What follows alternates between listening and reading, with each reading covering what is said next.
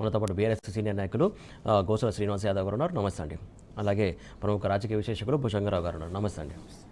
శ్రీనివాస్ గారు, ప్రధానంగా ఏదైతే కృష్ణా రివర్ బోర్డుకు సంబంధించి కావాలని కాలయాపన చేస్తూ అటు ఏపీకి కావాలని కాంగ్రెస్ సర్కారు మీటింగ్ పెట్టకుండా అటు వాళ్లకు పాజిటివ్గా ఉండే రకంగా నిర్ణయాలు తీసుకోవడం కావచ్చు, ఇవన్నీ ఎట్లా చూస్తారు మీరు? ముందుగా మీకు, అదేవిధంగా అనలిస్ట్ భుజంగరావు సార్ గారికి, అదేవిధంగా టీ న్యూస్ ప్రేక్షకులకు శుభోదయం. ముందుగా తెలంగాణ ఆ రోజు ఉద్యమము మొదలైందే నీళ్లు, నిధులు, నియామకాలు. ఆ రోజు కేసీఆర్ గారు, తెలంగాణ జాతిపిత అయిన కేసీఆర్ గారు మడిమ తిప్పితే మడి పారాలనే ఒక నినాదంతో మనం మీటింగ్లలో ఎన్నోసార్లు మాట్లాడుకున్న తర్వాత తెలంగాణను సాధించుకున్నాం. దాదాపు 15 సంవత్సరాల నిరంతర పోరాటంలో తెలంగాణను సాధించుకోవడం జరిగింది. సాధించుకున్న తర్వాత మొట్టమొదటి మన ప్రణాళికలు ఏముండే ప్రభుత్వము స్పష్టంగా నీళ్లును మనం ఎట్లా ఆపుకోవాలి, మన మల్లళ్లకు మన పొలాల్లో నీళ్లు ఎట్లా మనం సాధించుకోవాలనే ఉద్దేశంతో ఆ రోజు ప్రధానంగా కాళేశ్వరము, దాంతోపాటు దశాబ్దాలుగా మన కాకతీయ రాజులు కట్టిన ఏదైతే గొలుసుకట్టు చెరువులు ఏవైతున్నాయో మిషన్ కాకతీయ ద్వారా దాదాపు వేలాది చెరువులను మనం పూర్తిగా తీసుకొని ఎండాకాలంలో కూడా మత్తడి దునికేలాగా మిషన్ కాకతీయ ద్వారా మనం చెరువులన్నిటిని కూడా బ్రహ్మాండంగా చేసుకోవడం జరిగింది. చేసుకున్న ఫలితం ఏంది మనకు స్పష్టంగా వచ్చింది. 2014 వరకు 64 లక్షల మెట్రిక్ టన్నుల ఉన్న ధాన్యము మనం చెరువుల పూటిక కాళేశ్వరం కంప్లీట్ అయినాక, మొత్తము ప్రాజెక్టులన్నీ కంప్లీట్ అయినాక దాదాపు 1,64,00,000 మెట్రిక్ టన్నుల ధాన్యం ఉత్పత్తి పోయింది. ఓన్లీ వరి ధాన్యం మాట్లాడుతున్నాను నేను. అంటే నాణ్యమైన కరెంట్ ఇచ్చి, రైతుకు పెట్టుబడి ఇచ్చి, ఆ పండిన పంటను, ఉత్పత్తి చేసిన పంటను మళ్ళీ ప్రభుత్వమే కొనుక్కొని, ఆ ప్రభుత్వమే డైరెక్ట్ డబ్బులు ఇచ్చి, ఏ సీటు దగ్గరకో ఏ మాట దగ్గరకో పోయి చిట్టీలు రాసుకొని వాళ్ళ దగ్గర పెట్టుకొని తువ్వాలలో మూట కట్టుకొని మళ్ళీ 15 రోజులకు పైసలు ఇవ్వకుండా డైరెక్ట్ తన అకౌంట్లోనే డబ్బులు పడేటట్టు ఇదంతా చేసి ఈరోజు తెలంగాణ నెంబర్ 1 స్థానంలో చేసినాం. ఎట్లా చేసినాం? నీళ్లు తీసుకొచ్చి ఈరోజు ఒకవైపు కృష్ణ, ఒకవైపు గోదావరి, ఈ రెండింటి మీద మనము ప్రధానంగా ప్రభుత్వం కాన్సన్ట్రేషన్ చేసి నీళ్ళని తీసుకొచ్చాం. ఈరోజు రేవంత్ రెడ్డి ఏం చేస్తున్నాడు? ఆయన గురువుగారికి బనకచర్ల, పోలవరము, ఇంకో చర్ల, ఇంకో నల్లమల్ల సాగరు మొత్తం నీళ్లను దోపిడీ చేసే పని చేస్తున్నాడు. ఆయనే కదా ఆయన ఏం మాట్లాడిండు? మీరు ఆడవ 10-20 టీఎంసీలు ఇచ్చి మాకు మీరు ఎంతన్నా తీసుకపోర్రి, మీరు ఎంతన్నా దోసుకపోర్రి, మాకేం ప్రాబ్లం లేదు. ఆ గురువుగారైన చంద్రబాబు నాయుడు గతంలో ఇక్కడ వ్యవసాయం దండుగా, తెలంగాణలో వ్యవసాయం చేయలేరు, ఇక్కడ కరెంటు తీగల మీద బట్టలారేసుకోవాలని చెప్పిన గురువుగారు మాటలకు విని ఈరోజు కృష్ణా బేషన్లో మనకు రావాల్సిన వాటా ఈరోజు ఉన్నాయో 73 టీఎంసీలు. అక్కడ ఆ 73 టీఎంసీలు కూడా నాకే కావాలని డిమాండ్ చేస్తున్నాడు. ఒకవైపు బనకచర్లకు నేను పర్మిషన్ ఇవ్వలేదంటాడు, ఒకవైపు నేను మల్లసాగర్ ఇవ్వలేదంటాడు. ఈరోజు మోడీ దగ్గరికి పోతాడు, కూర్చుంటాడు, సంతకాలు పెడతాడు, బయటకు వచ్చి అసలు బనకచర్ల డిస్కషనే కాలే అంటాడు. వాళ్ళ మంత్రి నిమ్మనాయుడు వచ్చేసి ఏమంటాడు? మాకు క్లియర్ అయిపోయింది, మేము ముందు పోతున్నా అంటాడు. అంటే స్పష్టంగా ఈరోజు చంద్రబాబు నాయుడు చేతిలో కీలుబొమ్మలాగా మారి రేవంత్ రెడ్డి తెలంగాణ నీళ్లను దోచిపెట్టే ప్రయత్నం చేస్తున్నాడు మనకు అర్థమవుతుంది. ఎందుకు చెప్తున్నా అంటే ఈరోజు నువ్వు వచ్చినాక ఒక్క తట్టెడు మట్టి అన్నది తీసినావా? ఎక్కడన్నా ఒక మడినో ఒక ఎకరమో పారించిన నీ చరిత్ర ఉందా? నేను కట్టిన ప్రాజెక్టులకు, కేసీఆర్ గారి నాయకత్వంలో బీఆర్ఎస్ కట్టిన ప్రాజెక్టులకు రిబ్బన్ కట్ చేస్తున్నావు పోయి. ఈరోజు నువ్వు గోదావరి జలాలను హైదరాబాద్ తీసుకొస్తాను అంటాడు. ఎక్కడి నుంచి తీసుకొస్తావు? ఈ మల్లన్న సాగర్ నుంచి తీసుకురావా? రంగనాయక సాగర్ నుంచి తీసుకురావా? అంటే నేనేమంటున్నానంటే కేసీఆర్ గారు చేసిన అభివృద్ధిని నువ్వు ఏదైతే ఉన్నదో దాన్ని కంటిన్యూ చేయకుండా ఈరోజు నీ గురువుగారు నేను ముఖ్యమంత్రి చేసిండు, నీ గురువుగారి కోసము నువ్వు ఈరోజు కృష్ణా సంబంధించిన బేషన్లో సంబంధించిన నీళ్లను నువ్వు ఈరోజు దారదత్తం చేయడానికి సిద్ధంగా ఉన్నావు. తెలంగాణ సమాజం చూస్తుంది. బొంబాయికి, దుబాయ్కి, పాలమూరు నుంచి రోజు ప్రతి మండలం నుంచి ఒక బస్సు పోయేది భీమండికి, అదేవిధంగా సూరత్కు. ఈరోజు ఆ పాలమూరు పచ్చగా ఏర్పడి లక్షలాది ఎకరాలు నీళ్లు పారి బ్రహ్మాండంగా పంట పండుతుంది. ఈరోజు అక్కడ ఉన్న ప్రజలే చెప్తున్నారు.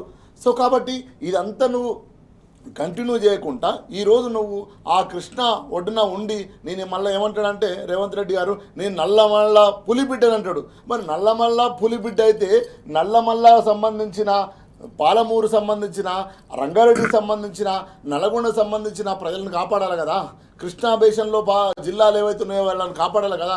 కానీ కాపాడకుండా నువ్వు చంద్రబాబు మెప్పు కోసము, చంద్రబాబును మెప్పించడం కోసము ఆంధ్ర వాళ్లకు ఈరోజు స్పష్టంగా అందుగురించి కేసీఆర్ గారు ఏం చెప్పారు, మనం బేషీజాలు లేకుండా స్పష్టంగా మనం ఇద్దరం బాగుపడదామని చెప్పిండు. అది ఇక్కడ చెప్పలే, ఆంధ్రప్రదేశ్కి వెళ్ళి అక్కడ చెప్పొచ్చిన మాట, ఇద్దరం బాగుపడదాం, ఇద్దరం అభివృద్ధి అవుదాం, మీరు మంచిగా చల్లగా ఉండాలి, మేము చల్లగా ఉండాలి అని చెప్పొస్తే ఈరోజు తెలంగాణ రైతుల గోత కోసి ఈరోజు పంటలు వండి ఏంది హాలిడే క్రాప్ హాలిడే ఇస్తున్నారు.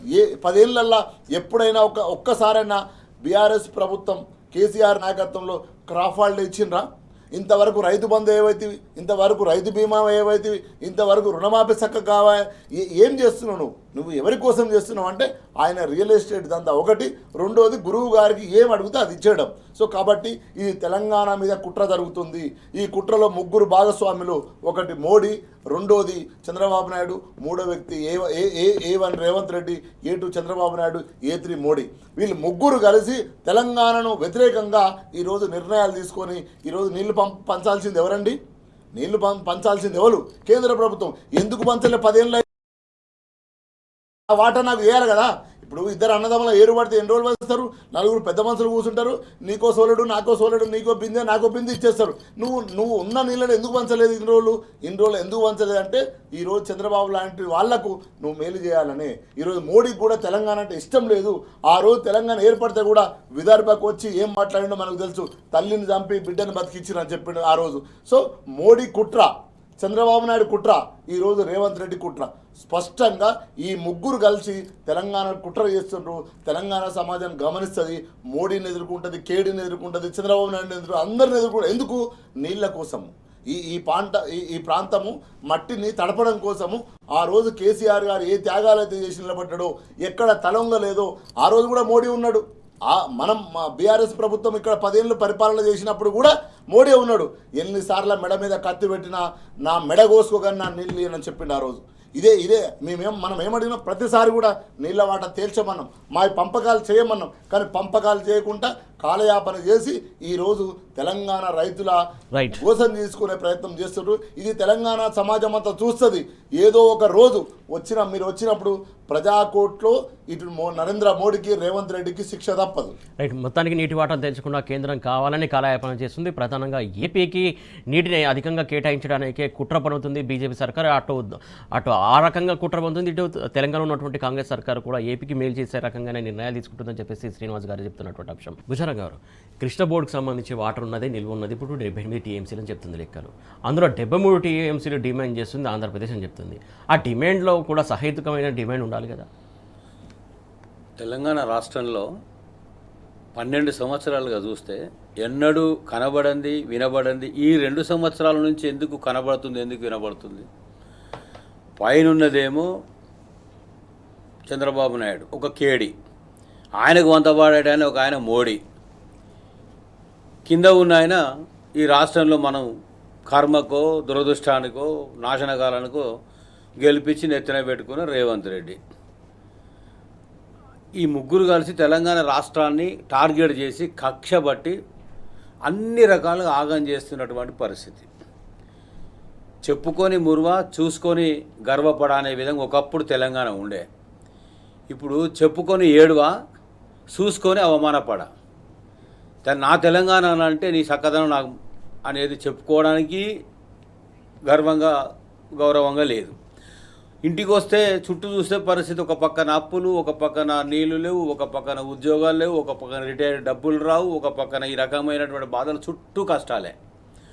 కొంపగోడులక గులగొట్టుడు, ఉన్న వాళ్ళని రోడ్డు మీద పడేసుడు. ఇవి ఎందుకు రివర్స్ తీర్పిస్తున్నది ఈ బోర్డు అంటే, ట్రిబ్యునల్ ఒకటి ఉంది, మనకు స్పష్టమైనటువంటి విధి విధానాలు ఉన్నాయి. ఆ స్పష్టమైన విధి విధానాలను ఇవాళ ఎందుకు పాటించడం లేదు, ఆ రోజు ఎందుకు పాటించారు అంటే, తెలంగాణకి ఎప్పుడైనా శ్రీరామరక్ష ప్రాంతీయ పార్టీ, ఆనాటి టీఆర్ఎస్, నేటి బీఆర్ఎస్, తెలంగాణ సాధించినటువంటి ఉద్యమకారుడు పాలనా పగ్గాలు చేపట్టిన తర్వాత తెలంగాణ రాష్ట్రాన్ని సుభిక్షంగా, సురక్షితంగా అన్నింటిలో అగ్రభాగాన నిలబెట్టడం కోసం సగౌరవంగా నా తెలంగాణని చెప్పుకునే విధంగా రాష్ట్రాన్ని ప్రపంచవ్యాప్తంగా ప్రపంచ పటంలోనే అగ్రభాగాన్ని నిలిపినటువంటి పరిస్థితి కదా. ఇవాళ అడిగటోడు దిక్కులేడు, పట్టించుకుంటోడు దిక్కులేడు, మనోడు మందోడు అయిపోయాడు. మనోడా మందోడా అని అంటే నేను ఒక సంవత్సరం కిందనే చెప్పిన, ఈయన మనోడు కాదు, ఓట్లేసినాడు మనోడుగా నటించాడు. ఇలా మందోడే. చంద్రబాబు మనిషి, నరేంద్ర మోడీకి ఒక పక్కన ఉన్నాడు, చంద్రబాబుకు ఒక పక్కన ఉన్నాడు. ఇద్దరు చెప్పినట్టుగా పనిచేస్తాడు తప్ప తెలంగాణ రాష్ట్రాన్ని కాపాడుకోవాలని ధ్యాస ఎప్పుడూ లేదు. ఇందాక అన్న చెప్పినట్టు నిధులు నీళ్ళు నియామకాలు అంటే ఆ ట్యాగ్ లైన్కి అర్థమైందా? నిధుల గురించి తెలుసా? నిధులు మొత్తం కైంకర్యం చేయడం, డైవర్షన్ చేయడము, అవినీతి చేయడమే తప్ప నిధుల గురించి ధ్యాస లేదు. తెచ్చేది లేదు, సంపద పెంచేది లేదు, సృష్టించేది లేదు, పంచేది లేదు. పంచేది ఎగ్గొట్టాలి, సృష్టించే తెలివి లేదు, కేంద్రం నుంచి సాధించేది అంతకన్నా లేదు. మరి పదే పదే కేంద్రానికి ఢిల్లీకి ఎన్నిసార్లు ఇప్పుడు వెళ్ళి ఉండొచ్చు? అసలు పోయి ఏం చేస్తున్నట్టు? ఎన్నిసార్లు ఎక్కితేందని ఎన్నిసార్లు దిగుతేందండి? ఎక్కే విమానం దిగే విమానం 67 సార్లు పోయొచ్చాడు. మోసే సంచులు మోసే మూటలు తప్ప ఆయన బ్యాగులు మోసే దాంట్లో ఉన్నటువంటి ఇంట్రెస్ట్ ఇంకొక దాంట్లో ధ్యాస ఎందుకు ఉంటుంది, శ్వాస ఎందుకు ఉంటుందండి?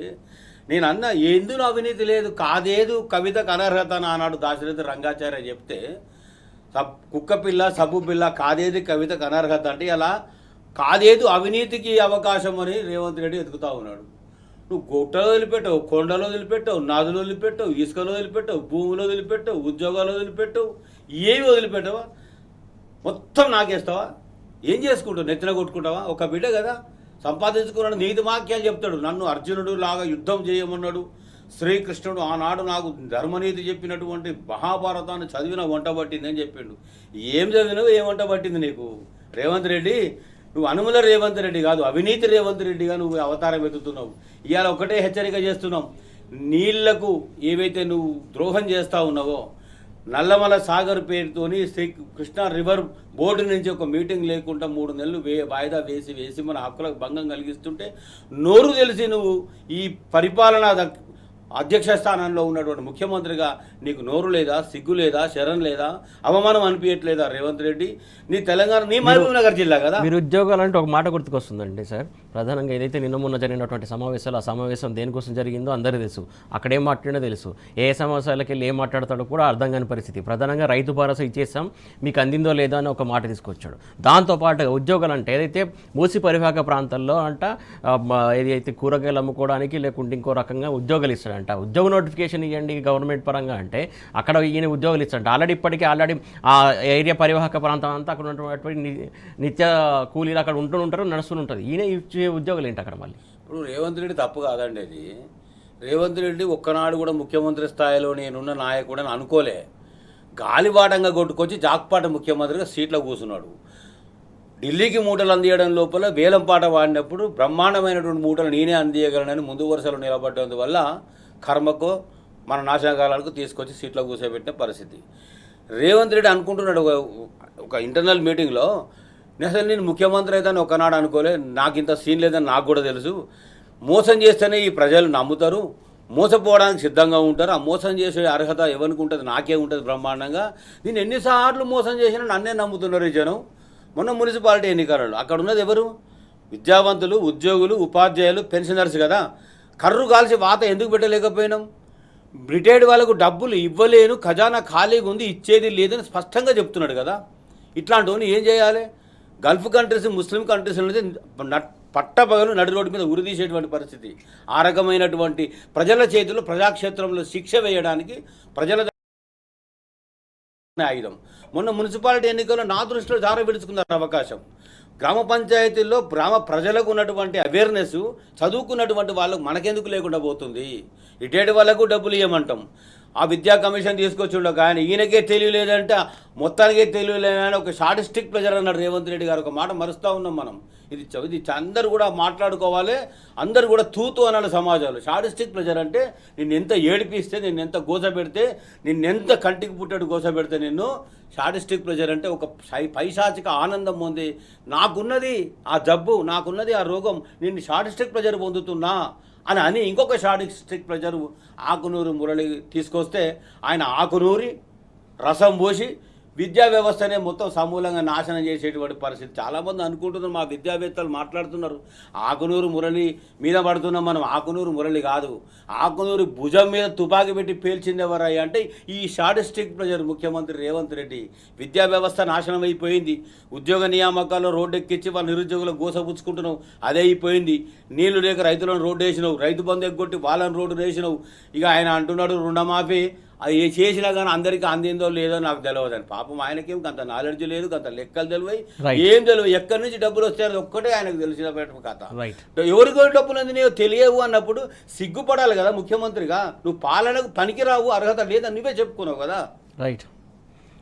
శ్రీనివాస్ గారు, రైతులకు సంబంధించి రైతు పండించుకోవడానికి అక్కడ కరెంటు సరిగా లేక భూములు ఎండిపోతున్నటువంటి పరిస్థితి కనబడుతుంది. మొత్తానికి నెర్రలు చేస్తున్నటువంటి సిచ్యువేషన్ మనం చూస్తున్నాం చాలా చోట్ల. అంతేకాకుండా ఇటు రైతు భరోసా సంబంధించి ఎదురు చూసి చూసి చూసి చూసి విసిగిపోతున్నారు రైతులు. ఇప్పుడు రేవంత్ రెడ్డి వచ్చిన తర్వాత క్రాప్ హాలిడే, ఫ్లవర్ హాలిడే, ఇప్పుడు మొన్న హరీష్ రావు గారు నర్సాపూర్లో పోతే ఎలా లాగ్ బుక్ తీస్తే డైలీ 10 గంటలు కూడా ఇస్తలేడు కరెంటు. అది 3 ఫేజ్ కాదు, మళ్ళీ 2 ఫేజ్. సో అంటే నేనేమంటున్నానంటే పరిపాలన దక్షత లేకుండా, పరిపాలన ప్రజల కోసం నేను ఏదో చేయాలనే ఆలోచన లేకుండా, ఆర్థికంగా సామాజికంగా వాళ్ళని అభివృద్ధి చేయాలనే లక్ష్యం లేకుండా వచ్చిన నాయకుడికి ఇదే ఉంటుంది. ఇంతకుముందు అన్నగారు చెప్పినట్టు ఆయనకు రియల్ ఎస్టేట్ దందా, రైతుల మీద ఏం లేదు, రైతులు ఆత్మహత్య చేసుకుంటున్నారు. నిన్న కూడా హరీష్ రావు గారు పోతే పంట లేదు, మొత్తం ఎండిపోయింది, నీళ్ళు రాక అని చెప్తున్నారు. ఎక్కడ అది ఏది కరీంనగర్లో. సో బ్రహ్మాండమైన పంట పండించి 10 సంవత్సరాలు ధాన్యంలో పంజాబ్ను దాటి నెంబర్ 1 స్థాయికి వస్తే ఈరోజు నువ్వు వచ్చిన తర్వాత ఒక్క వర్గం అంటే ఒక్క వర్గం హ్యాపీగా ఉందా అండి? ఈ టోటల్గా రైతులు కాదు, విద్యార్థులు, మహిళలు, ఉద్యోగస్తులు, పిల్లలు, లాస్ట్ గురుకులాల్లో చదువుకున్న ఎస్సీ ఎస్టీ పిల్లలు, రిటైర్డ్ 30 సంవత్సరాలు రిటైర్డ్ అయిన ఉద్యోగస్తులు ఎవరు హ్యాపీగా ఉన్నారు అంటే నీకు కన్సర్న్ లేకుండా పరిపాలిస్తున్నావు. నీకేం కావాలంటే ఎక్కడ భూమి ఉండాలి, లగాచర్లలో అయిన భూమి ఆగాదం ఈరోజు ఖమ్మంలో వెలుగుమట్లలో తేలింది. అంటే ఎక్కడికి పోయినా నువ్వు ఈ 2.5 ఏళ్ళల్లో మొత్తం మీరు ఫాలోఅప్ చేయండి. కంప్లీట్గా రేవంత్ రెడ్డికి ఎక్కడ రియల్ ఎస్టేట్ ఉంటే అక్కడ 4th సీట్ అన్నాడు, ఆడో 4,000 ఎకరాలు లగాచర్లు అన్నాడు, వీడికి హైదరాబాద్ సెంట్రల్ యూనివర్సిటీకి వచ్చిండు, ఆడో 100 ఎకరాలు అమ్ముతా అన్నాడు. నువ్వు ఏడికి పోయినాదే ఇది కాదు కదా చేయాల్సింది. తెలంగాణ సమాజానికి నువ్వు ఇచ్చిన హామీలు ఏంది? ఎంత బోగస్ అంటే రైతులకు ఇంతవరకు రైతు భరోసా అన్నావు, నువ్వు 15,000 ఇస్తాను, అది పడనే పడలేదు. ఏ ఒక్క పథకాన్నైనా నువ్వు కన్సర్న్డ్గా కమిట్మెంట్గా చేసినవా? ఒక్కటి కూడా లేదు. కానీ ఈరోజు మళ్ళా కొత్త ఎంత దుర్మార్గం అంటే రాజేష్ గారు మళ్ళీ 90 రోజుల ప్రణాళిక అంట. ఎంత సిగ్గు, ఎంత షేమ్లెస్. 100 రోజులు నువ్వే లక్ష్యాన్ని పెట్టుకొని 6 గ్యారంటీలు, 13 హామీలు, 420 హామీలను నెరవేర్స్తావని ప్రజలు అడగ ముందుకే నాయన నువ్వు లక్ష్యం పెట్టుకున్నావు. ఈవెన్ ఎలక్షన్ కమిషన్ కూడా ఇన్వాల్వ్మెంట్ కావాలి. ఎందుకంటే వాళ్ళ మేనిఫెస్టోని ఎలక్షన్ కమిషన్కి ఇస్తుంది, ఎలక్షన్ కమిషన్ సర్టిఫై చేస్తుంది ఇవన్నీ. సో ఆ రోజు యాక్సెప్ట్ చేస్తుంది. సో 100 రోజులు నువ్వే పెట్టుకొని లక్ష్యాన్ని పెట్టుకొని 6 గ్యారంటీలు ఇస్తామని ఒక్క గ్యారంటీ కూడా అమలు చేయకుండా మళ్ళీ సిగ్గు లేకుండా షేమ్లెస్ ఒక పొలిటికల్గా మాట్లాడమంటే మళ్ళీ 90 రోజుల ప్రణాళిక అంటే ఏం చేసినావు? 99 రోజులు తగ్గించి పెట్టాడంటే ఆ పేరు గుర్తుకు రావద్దని ఇదొక నాటకం. ఎంత నేను ప్రజాదరణ గేట్లు వలగొట్టినాం, కంచెలు కూల్చేసినాం. ఒక్కరోజంటే ఒక్కరోజు కనీసం పట్టుమని 10 మందిని కలిసినావా? ఈ ప్రగతి భవన్లో నువ్వు దాన్ని మహాత్మా పూలే భవన్ అని పెట్టినావు కదా, ఒక్క 10 మందినన్నా కలిసినావా? గేట్లు వలగొట్టినాం, కంచెలు కూల్ చేసినాం, వీడియోలు తీసుకున్న మిత్రులంతా పోయి చూడాలి.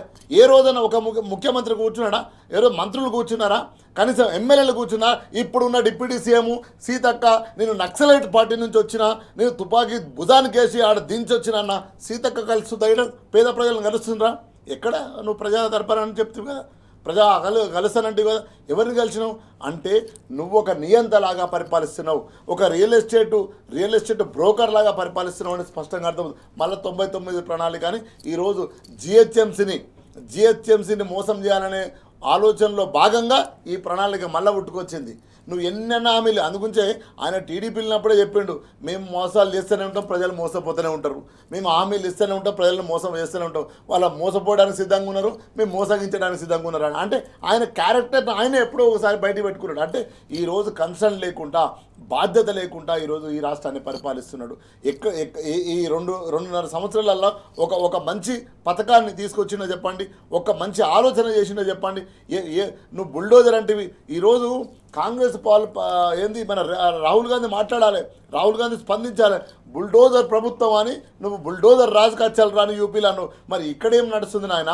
నీ ముఖ్యమంత్రి కూడా బుల్డోజర్ రాజు అయింది కదా ఇక్కడ, అక్కడ యోగి నువ్వు అన్నావు కదా, మరి ఇక్కడ నీ భోగి కూడా అదే పని చేస్తున్నాడు కదా, నీ రేవంత్ రెడ్డి కూడా అదే పని చేస్తున్నాడు కదా, పేదవాడి మీదకి బుల్డోజర్ పట్టుకపోతున్నాడు కదా.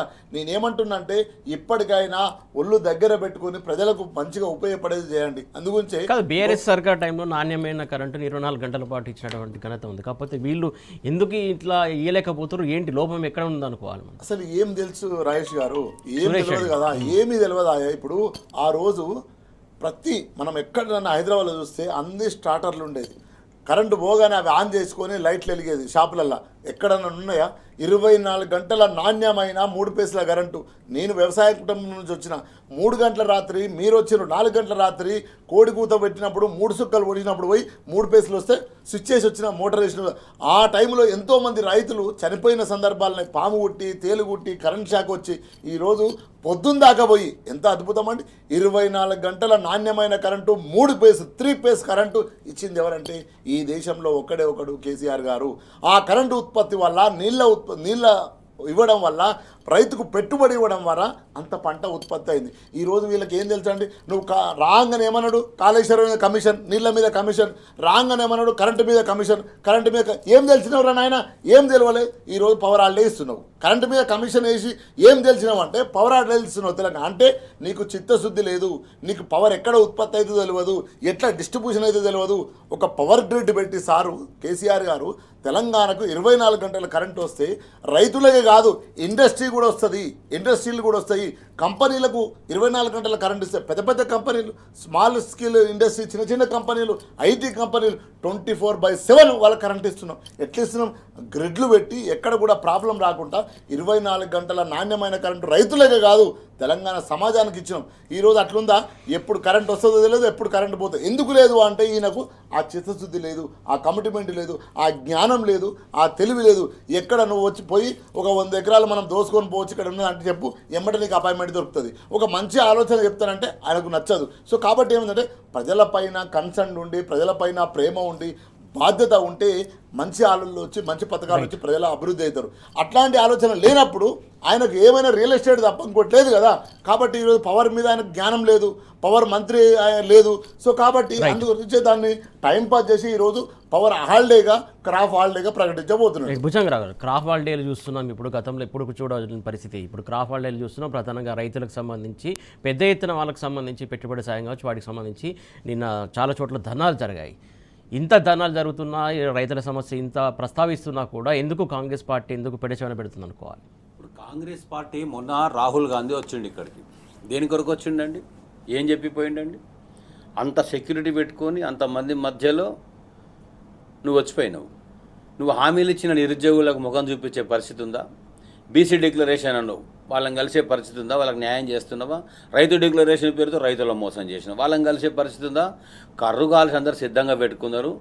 ఎన్నికలు ఎప్పుడెప్పుడు వస్తాయని ప్రజలు మొత్తం ఆగ్రహావేశాలతో ఉన్నారు. యూరియా షాపుల్లో లేని యూరియా యాపిల్లో దొరుకుతుందా?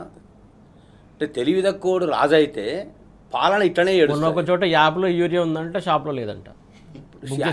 యాప్కు మొదలు స్మార్ట్ ఫోన్ లేదు జనాల దగ్గర, కొనిచ్చే దిక్కు లేదు. ఎవడు కొనిస్తాడు? రేవంత్ రెడ్డి కొనిస్తాడా? అని తాత కొనిస్తాడా? ఇప్పుడు ఒకప్పుడు అన్నాడు ఆయన 10 HP మోటార్ 5 HP మోటార్ ఇవ్వాలంటే కేసీఆర్ ఆయన తాత కొనిస్తాడా, అయ్య కొనిస్తాడా అని. ఇవాళ స్మార్ట్ ఫోన్ నువ్వు కొనిస్తావా, నీ తాత కొనిస్తాడా? నువ్వు దోసుకున్న సొమ్ముతో ప్రజలకు పంపిణీ మనిషికి ఒక ఫోను.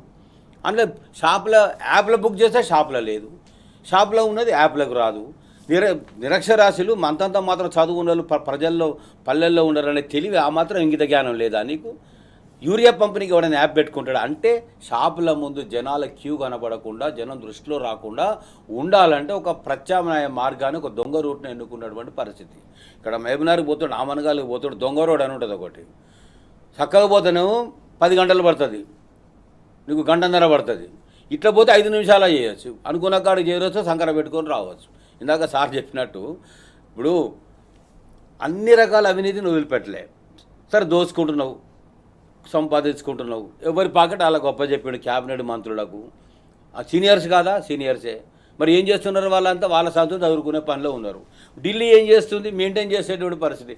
1000 కోట్లు ఇక్కడ మేము దస్తుంటే 1000 కోట్లు నువ్వు కేరళకు నేను ఇస్తాం మనగాను మాదిరిగా నేను పంపిస్తా డబ్బులని తెలంగాణ సొమ్మును దారాదత్తం చేస్తూ ఇష్టారాజ జలసాలు చేస్తున్న పరిస్థితి. ఇంకా హార్వర్డ్ యూనివర్సిటీకి పోయిండు, నేను కోర్సు నేర్చుకొచ్చుకుంటా అని పోయిండు. ఏంది ఆ కోర్సు? నాయకత్వ లక్షణాలను పెంపొందించుకోవడం. అసలు నీకు మనిషి లక్షణాలే లేవు కదా, ప్రజల గుణగణాలు చూసి బాధలు చూసేటువంటి ఆలోచన నీకు లేదు కదా, మానవత్వమే మచ్చుకైనా లేదు కదా. ఆయన అందశ్రీ గారు వాడినట్టు మానవత్వం లేదు మనుషుల్లో, మచ్చుకో కోటికో నూటికో ఒకడు ఉంటాడంటే ఆ ఒక్కడు కేసీఆర్. ఇలా రేవంత్ రెడ్డి మానవత్వ లక్షణాలు లేనోడు యూనివర్సిటీకి పోయినా ప్రజల సొమ్ముతోని ఖజానా నుంచి ఖర్చు పెట్టి తగలేసి కోట్ల రూపాయలు ఖర్చు పెట్టి నువ్వు వచ్చినా నీకు నాయకత్వ లక్షణాలు అబ్బవు. నీకు తెలిసిందల్లా నీ గురువేమో వెన్నుపోటు పొడిచిండు, నువ్వేం పొడుస్తున్నావంటే చుట్టూ వ్యవస్థకన్నిటి కూడా తూట్లు పెట్టడం, బొక్కలు పెట్టడం, కన్నాలు పెట్టడం, ఇది మాత్రమే నీకు తెలిసిన విద్య. ఇప్పుడు కాదు, ఇంక 20 ఏళ్ళు ముఖ్యమంత్రిగా నేనే ఉంటా అన్నాడు. ఎవరిచ్చిండు అధికారం ఆయనకు? ఎవరు రాసిచ్చిండు? దారాదత్తం చేసిరా నీకు? ప్రజలు ఊళ్ళలోకి పోతే వెంటబడి తరిమి కొడతారు అని అంటే 99 రోజుల ప్రణాళికలో ఎమ్మెల్యేలు పల్లెలకు పోవాలంటే మహాప్రభుని ఓలేముని వినాశనకరమైన పాలన మాకు ముఖం లేకుండా అయిపోయింది, మేము పోలేమని ఆయన అని అంటే కలెక్టర్లను పెట్టి అధికారిక సమావేశాలు జరపడానికి సమాయత్తపడుతున్నావు నువ్వు. కూల్చుడు, కూలగొట్టుడు, పడగొట్టుడు, పేల్చుడు, చెక్ డ్యాములు పేల్చేసివి, కాళేశ్వరాన్ని కూల్చేసివి, వెలుగు మట్టడు కూల్చేసివి, మూసీ లోపల మొత్తం బతుకులు ఆగం చేస్తేవి, లగజైలలో రోడ్డు నేస్తేవి. ఎక్కడ నువ్వు చక్కదనం ఉంది? రైట్ అండి. అంటే ఎప్పుడైనా కూడా ప్రజలకు కూడా నేను విజ్ఞప్తి చేస్తూ ఉన్నా, మా ఉద్యోగ ఉపాధ్యాయ పెన్షనర్స్ కూడా విజ్ఞప్తి చేస్తున్నా, విధ్వంసకర ప్రవృత్తి ఉన్న వాడు నాయకుడైతే పాలన దక్షత అన్నాడు చాలా పెద్ద మాట అది. ఏదో ఆనాడు కూడా బ్లాక్మెయిల్ చేసి బెదిరించి అడ్డం పడి ఒక వీడియో రికార్డింగ్ చేసి ఇది చూపిస్తా అని చెప్పి ఆనాడు టికెట్ తెచ్చుకున్న పరిస్థితి కాంగ్రెస్లో. ఇవాళ కూడా బెదిరించు, భయపెట్టు, లోబర్చుకో, సంపాదించుకో, మూట కట్టుకో. అసలు అనుభవమే లేనప్పుడు దక్షత మాట ఎక్కడదండి? పాలనా దక్షతకు నిర్వచనం కేసీఆర్ గారు. అవునన్నా కాదన్నా సర్వత్రా జనము కేసీఆర్ మా బాపు అన్నారు. ఈయన జాతి పిత, ఆయన అయితే జాతి పీత. ఈయన పట్టుకొని పీడించుకు తినేవాడు. రైట్ అండి. మొత్తానికి ఏదైతే పాలన పరంగా అనుభవం లేకపోతేనే లేదనడానికి ఇదే కాంగ్రెస్ సర్కార్ యొక్క ప్రభుత్వ తీరని చెప్తున్నారు. పాలన పరంగా అనుభవం ఉన్నటువంటి రోజులు 10 ఏళ్ల కాలంలో ఎంత చూసాం, ఎంత అభివృద్ధి చూసాం తెలంగాణలో, అదే నిదర్శనం అని చెప్పేసి భుజంగరావు గారు చెప్తున్నటువంటి అంశం. శ్రీనివాస్ గారు, ప్రధానంగా యూనివర్సిటీ అంశం సంబంధించి దాదాపు కాంగ్రెస్ అధికారం చేపట్టినప్పటి నుంచి కూడా అనేక దరఖాస్తులు వచ్చాయంట. దాదాపు సుమారు 1500 నుంచి 2000 దరఖాస్తులు అలాగే పెండింగ్లో ఉన్నటువంటి అంశం. ప్రధానంగా దానివల్ల ఏదైతే దరఖాస్తుదారులు అటు భూములు అమ్ముకోలేని పరిస్థితి, కొనుక్కోలేని పరిస్థితి, ఇలాంటి పరిస్థితి ఎందుకు దాపురించింది అనుకోవాలి? స్పష్టంగా ఎన్ఓసీల మీద పిహెచ్డి చేసి ఉన్నాడు రేవంత్ రెడ్డి. ఎందుకంటే దేనికి ఎన్ఓసీ ఇవ్వాలి, దేనికి ఎన్ఓసీ ఇవ్వద్దు ఆయనకు తెలిసినంతగా ఈ భారతదేశంలో ఏ ముఖ్యమంత్రికి తెలిసి ఉండదు. ఎందుకంటే ఎన్ఓసీలతో పైసలు రావాలి, పైసలు ఇస్తేనే ఎన్ఓసీలు ఇస్తాడు, ఆ పైసలే ఢిల్లీకి పంపుతాడు. కాబట్టి నువ్వు ఎన్ఓసీ ఉట్టిగానే ఇస్తారా? నువ్వు ఆగమాగం నువ్వు ప్రభుత్వం కరెక్ట్ ఉండి నువ్వు ఎన్ఓసీలు పెట్టుకుంటే ఇచ్చుడేనా? ఇస్తే మరి ఆయన ఏం చేయాలి? ఇప్పుడు ఆయన అన్నగారు చెప్పినట్టు కేరళకి 1000 కోట్లు ఎట్లా పంపాలి? నువ్వు ఇస్తావా? ఎన్ఓసీ ఇస్తుంది. సో కాబట్టి ఏంటంటే స్పష్టంగా ఈరోజు కరప్షన్ అంటే నువ్వు ఏ పర్మిషన్లు కావాలన్నా కరప్షన్తోనే. అందు గురించే కదా బిల్డర్లను రాగానే ఏం చేసారు, వాళ్ళు బిల్డర్లను మార్క్ చేసారు. ఎవరైతే పెద్ద పెద్ద బిల్డర్స్ ఉంటారో మఫ్టీఎల్, ఆఫ్టీఎల్, ఎఫ్టీఎల్ అని పోయిర్రు. పోగానే ఏమైంది, సచ్చుకుంటా వాళ్ళు వచ్చి సంచులు సమర్పించుకుంటామే కదా ఆ సంచులు తీసుకుపోయి రాహుల్ గాంధీకి ఇచ్చేయడం జరిగింది. అంటే ప్రభుత్వము మినిమం పేదోడికి ఎవడైనా చిన్నగా కట్టుకోవాలన్నా, చిన్న వెంచర్లు వేసుకోవాలన్నా ఒక ఇండస్ట్రీ, రియల్ ఎస్టేట్ అనేది ఇప్పుడు ఇండస్ట్రీ. సో ఆ ఇండస్ట్రీ బతకాలంటే ఏంటంటే ఏదైతే క్లియర్గా ఉందో ఆ క్లియర్ ఉన్న ఫైల్ను కూడా ఇండస్ట్రీ బతుకుతుంది. అక్కడ ఫ్లాట్ ఏంది, నువ్వు ప్రతి ఎన్ఓసి అది మంచిగా ఉండని చెడ్డగా ఉండని ఎట్లా ఉండని, నువ్వు కావాల్సింది నువ్వు ఇక్కడ చదివితే మాత్రమే నీకు ఎన్ఓసీలు తప్ప. అందుగురించి గత ప్రభుత్వం బీఆర్ఎస్ ప్రభుత్వం మా ప్రభుత్వంలో స్పష్టంగా ఇట్లా ఆన్లైన్ల ద్వారా పెట్టుకుంటే ఆటోమేటిక్గా నీకు ఎన్ఓసీలు వచ్చేది. ఎవడు నాకెటోడు లేడు అన్నాడు కదా సార్ చాలా సార్లు. ఏమని స్కీములకు కూడా పథకాలకు కూడా రైతు బంధు కానీ, రైతు బీమా కానీ, ఇంకేదన్నా కానీ కళ్యాణ లక్ష్యం కానీ ఎవరు కానీ మధ్యలో ఎవడు నాకెటోడు లేడు, గోకెటోడు లేడు, ఏ లీడర్ లేడు, ఏ కారోబార్ లేదు, ఎవరు లేడు, డైరెక్ట్ లబ్ధిదారుకే పోయేది. కానీ ఈరోజు ఏమైంది, ప్రతి పథకానికి అదేవిధంగా ప్రతి పర్మిషన్కు ఆ ఎన్ఓసీలకు కూడా నువ్వు నో అబ్జెక్షన్ సర్టిఫికేట్ రావాలంటే కూడా నువ్వు కంపల్సరీ ఆడ చెల్లించాల్సింది ఏంది, ఆ చెల్లించకపోతే మాత్రం వచ్చే పరిస్థితి లేదు. కాబట్టి ఇప్పుడు ఇట్లా చేస్తున్నాడు కాబట్టి నీకు ఈ 2.5 ఏళ్లలో ఒక్క పెద్ద కంపెనీ కూడా ఇక్కడ ఓపెన్ కాలే, Right. ఒక్క పెద్ద కంపెనీ కూడా రాలే అన్నదానికి ఏంది, నువ్వు ఎవరికి ఎన్ఓసీలు ఇస్తలేవు, ఎవరికి క్లియర్ చేస్తలేవు, దేనికి క్లియర్ చేస్తలేవు, ఎందుకు క్లియర్ చేస్తలేవు అంటే నీకు సంచులు రావాలి, ఆ సంచులు అంటే లీపోయాలి. ఓకే, భుజంగరావు గారు, ప్రధానంగా కాంగ్రెస్ సర్కారుకు ముందు నుంచి స్టార్టింగ్ డే 1 నుంచి కూడా మొత్తానికి భూమి మీద ఉంది శ్రద్ధ. భూమి పూజ చేయలేని పరిస్థితి, ఎక్క చోట కూడా భూమి పూజ చేయలే, ఏ ప్రాజెక్టు కూడా శంకుస్థాపన చేయలే, ఏ ప్రాజెక్ట్ సంబంధించి ప్రారంభించినటువంటి దాఖలు లేవు. కాకపోతే ఎన్వీసీలు మాత్రం ఎందుకు పెండింగ్ పెడుతుంది అనుకోవాలి? ఎన్ఓసీలు అంటే no objection certificate. Yes, Revanth Reddy చెప్పిన డెఫినేషన్ అంటే నా ఆక్యుపేషన్ కరప్షన్, నా ఆక్యుపెన్సీ కరప్షన్, ఆయన వృత్తే కరప్షన్. మరి కరప్షన్కు దారి ఉన్నప్పుడు ఎన్ఓసి ఇస్తే ఇంత సులువుగా పని కావడానికి గేటు తెరిచేటువంటి తెలియదొక్క పరిపాలకుడు కాదు కదా. బండ మీద పావుసేరు పుట్టించి బతుకుతాడని అంటారు కదా తెలంగాణలో సామెత. బండ లేకున్నా పావుసేరు మాత్రం పుడతాయి. ఇప్పుడు ఎక్కడ భూములు వదలలే, అసెండ్ భూములు వదలలే, లగచెల్ల భూములు వదలలే, వెలుగుమట్ల భూములు వదలలే, బండను కూడా అమ్మే పుట్టిస్తాడు. కొండలు బండలు ఇసుకలు అన్ని పోతున్నాయి. నిన్న మొన్న చూసినాం కాళేశ్వరం పక్కన మేడిగడ్డ పక్కన పిల్లర్కు 500 మీటర్ల వరకు తీయొద్దంటే 100 లారీలు లక్షల టన్నుల ఇసుక మొత్తం రవాణా అవుతుంది. ఇంత దోపిడీ అంటే అందుకోసమే కాళేశ్వరం కూల్చిన పరిస్థితి. కాళేశ్వరము వి ప్రకాష్ గారు చెప్పినట్టు పెద్ద కుట్రపూరితంగా బాంబులు పెట్టి పేల్చిన పరిస్థితి. ఆనాడు ప్రభుత్వం సీరియస్గా రేవంత్ రెడ్డి లాంటి నేర ప్రభుత్వం ఉన్నట్టు సీఎం కేసీఆర్ గారు అయ్యుంటే ఇవాళ ఈయన బయట 100 చెక్ డ్యాములు కట్టిండు. అవి ఎన్ని చెక్ డ్యాములు పేల్చిందంటే బాంబులు పెట్టి రుజువులతో సహా వచ్చినాయి కదా. ఇవి కేసులు అవి, శిక్షలు అవి. అంటే నేనేమంటున్నా, అన్ని రకాల భూములను చెరబట్టిండు, ప్రజలను చెరబట్టిండు, పాలనను చెరబట్టి ఏడిపిస్తున్న పరిస్థితి ఉంది. అందరూ బాధాతప్త హృదయాలతో ఉన్నారు, అందరూ శాపగ్రస్తులే. ఈ శాపానికి విమోచనం ఎప్పుడు కలుగుతుంది, ముక్తి ఎప్పుడు కలుగుతుంది భగవంతుడా అని దేవుణ్ణి వేడుకుంటున్నటువంటి పరిస్థితి. కరెంటు కొరకు కావలి కాస్తూ ఉన్నారండి. 10-12 గంటల కరెంటు కోసం కాస్తూ ఉన్నారు. కేసీఆర్ గారు ఏం చెప్పిండు, మోసపోతే గోసపడతాము అని చెప్పిండు. మోసపోయినాం, గోసపడుతున్నాం కదా. ఇలా పేలే ట్రాన్స్ఫార్మర్లు, తెగిపడ్డే వైర్లు, చచ్చేటువంటి రైతులు, ఇవాళ ఎంతమంది రైతులు చనిపోయినారండి. రైతు బంధు ఎగ్గొడుతున్నావు. ఎన్ని లక్షల కుటుంబాలకు ఇచ్చిండు కేసీఆర్? 70 లక్షల మంది కుటుంబాలకు ఇచ్చిండు. ఎన్ని వేల కోట్లు ఇచ్చిండు? 2017 నుంచి 2023 డిసెంబర్ వరకు ఆయన ఇచ్చినటువంటి పాలనలు 80,000 కోట్లు సంపద పెంచి, సంపద సృష్టించి రైతులకు పంచిండు. కడుపులో పెట్టుకొని చల్లగా చూసుకున్నాడు కదా. మరి అలాంటి కేసీఆర్ గారిని కాపాడుకోలేకపోతే నా ఇంటి పెద్ద కొడుకునని అలా రైతులంతా ఏడుస్తూ ఉన్నారు కదా, రైతులు బాధపడుతూ ఉన్నారు కదా. మంచి రోజులు రావాలంటే మరింత పట్టుదలగా పనిచేయాల్సిన అవసరం ఉంది. మీరైనా మేమైనా ఎవరమైనా ఇవాళ సోషల్ మీడియా ఆనాడు డోలు కట్టుకొని ప్రచారం చేశారు కదా. బస్సు పెట్టుకొని ఇదే ఆకునూరు మురళి, అదే కోదండరాం గారు నిరుద్యోగులు రెచ్చగొట్టి ఊరూరు తిరిగారు కదా. ఏమైపోయినాయి? గొంతులు చచ్చిపోయినాయా? వ్యక్తిత్వాలు చంపుకున్నారా? ఒక ఎమ్మెల్సీ కోసం అమ్ముడు పోయిన కోదండరాం గారు ఏం చేస్తున్నావు? ఎట్లా నిద్ర పడుతుంది? తిన్నది ఒంటికి ఎట్లా పడుతుంది? అంటే ఇలా నేరస్తుని అరే ఒక్క హరగోపాల్ మొన్న అంటున్నాడు, ఆయన ఇట్లా అనుకోలేదు, ఇంత దరిద్ర పాలన వస్తుందని అనుకోలేదు, నేను కూడా మోసపోయినా అంటున్నాడు. అంటే ఇలాంటి మేధావులంతా కూడా ఆనాడు విష ప్రచారంతో, అసత్య ప్రచారంలో నిజమేననుకుని భ్రమపడ్డారు కదా. ప్రగతి భవన్లు ఎన్ని బెడ్రూమ్లు ఉన్నాయని చెప్పారండి. బంగారు కిటికీలు, బంగారు దర్వాలు, 70 బెడ్రూమ్స్ ఉన్నాయి. అంత మొత్తం దొరగట్టుకున్నాడు, గడికోట అన్నారు కదా. ఆ గడిలు ఇవాళ ఎవరుంటున్నారు? బట్టి విక్రమార్క, సీతక్క గారు. మరి ఉన్నాయా బంగారు దర్వాలు, బంగారు కిటికీలు, బంగారు టాయిలెట్లు, బంగారు వాష్ బేసిన్లు ఉన్నాయా? మరి లేవంటే మీరు ఎత్తుకపోయినరా? లేదు మీరు చెప్పింది తప్ప? జనాలు తప్పుదో పట్టించారా? జనాలు రెచ్చగొట్టడం కొరకు, మీ ఖాతాలో ఓటు రావడం కొరకు అవినీతి పరుడైన రేవంత్ రెడ్డిని ఎత్తున పెట్టుకున్నారు. 20 సంవత్సరాల వరకు కాంగ్రెస్ పార్టీ సమాధి అవుతుంది ఆయన అంటాడు కదా. 100 ఫీట్ల గోతి తీసి లేవకుండా పాత పెడతా అని. 100 ఫీట్ల గోతి తీసి రెడీగా ఉన్నారు ప్రజలు, వేయడానికి సిద్ధంగా ఉన్నారు. ఆయనే కాదు, ఇలా కాంగ్రెస్ కూడా శాశ్వతంగా ఈ రాష్ట్రం లోపల భవిష్యత్తును కోల్పోయి అనాథగా మిగిలిపోయి దిక్కు దివాణా లేకుండా పోతుంది. ఇలా కేరళ రాష్ట్రంలో కూడా అసత్యమైనటువంటి ప్రచారాలు ఇక్కడ అన్నీ ఎలగబెట్టినాం, అన్నీ బ్రహ్మాండంగా చేసినామనేటువంటి అసత్య ప్రచారాలు చేస్తున్నారు. కేరళ ప్రజలు కూడా తెలంగాణ రాష్ట్రం యొక్క గోస ప్రతి నిత్యం కూడా తెలుసుకుంటా ఉన్నారు. వాళ్ళు నమ్మే పరిస్థితిలో లేరు.